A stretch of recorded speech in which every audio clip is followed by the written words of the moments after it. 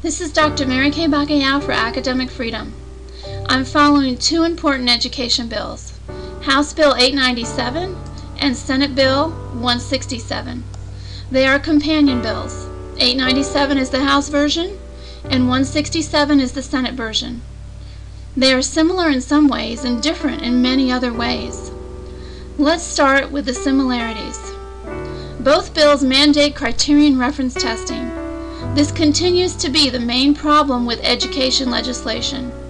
This type of testing is based on state-mandated content standards and does not account for individual differences.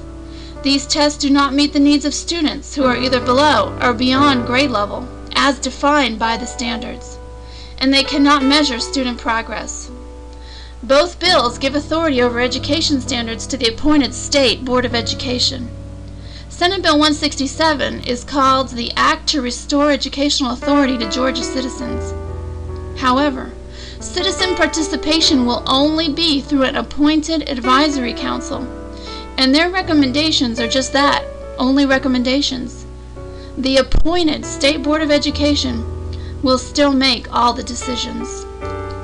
The academic content areas in both bills are math, English language arts, science, and social studies. Reading and writing are no longer separate fields of study. The move away from reading and writing is shocking. Reading is usually considered the most important skill a student can have. It is no longer emphasized in either bill. House Bill 897 has been changed since the last video. But in the new version, students and parents still won't have discretion over what is taught. Local school districts will not have any authority over the sequence of the content standards. That authority has been removed from the law. Criterion reference competency tests will be used to measure student mastery of grade-level content standards. These tests will have features that allow us to compare our student scores with students in other states. That would only be possible if they are the same tests. Separate writing assessments are eliminated, as well as reports to parents on students' writing ability. There will be no more separate tests for reading or writing. There will also be no more grade level equivalencies, no more percentile ranks, and no more graduation tests. There will be no need for timely reports from the State Department of Education. And there will be no more local waivers from state criterion reference tests. No more locally developed tests. For special education students, the State Board will dictate alternate assessments. Students won't be able to use their IEP as an alternate assessment. In the area of online learning, the Georgia Virtual School, they will now charge tuition, and local school systems will have to pay for the tuition, materials, and fees without any authority over what is taught. Virtual school providers will not have to be approved. Here is part of the language that has been struck from the law. Virtual learning providers will not have to possess prior successful experience offering online courses, as demonstrated through qualified student performance improvements for each subject area and grade level. What else won't matter?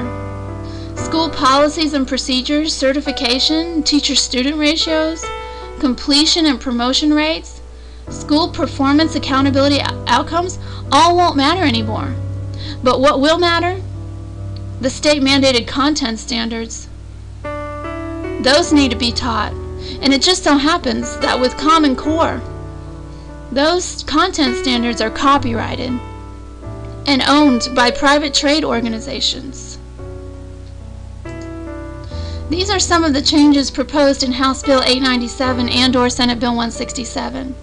I encourage you to read the legislation for yourself. We talked about criterion referenced assessments and how they curtail academic freedom. We talked about authority residing with the appointed State Board of Education. Also, eliminating academic freedom. The removal of reading and writing as separate subjects. The ability to read and write are academic freedoms in and of themselves. We talked about the state-mandated, unaccountable, fee-based online learning initiatives. In our next video, we'll talk about charter school legislation in House Bill 897. I've been studying school choice plans since before 1996, when I wrote my dissertation on the topic of school choice.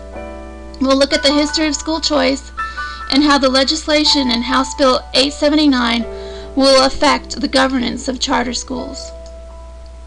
This has been Dr. Mary Kay Bacallao for Academic Freedom. Thank you for caring about education in Georgia.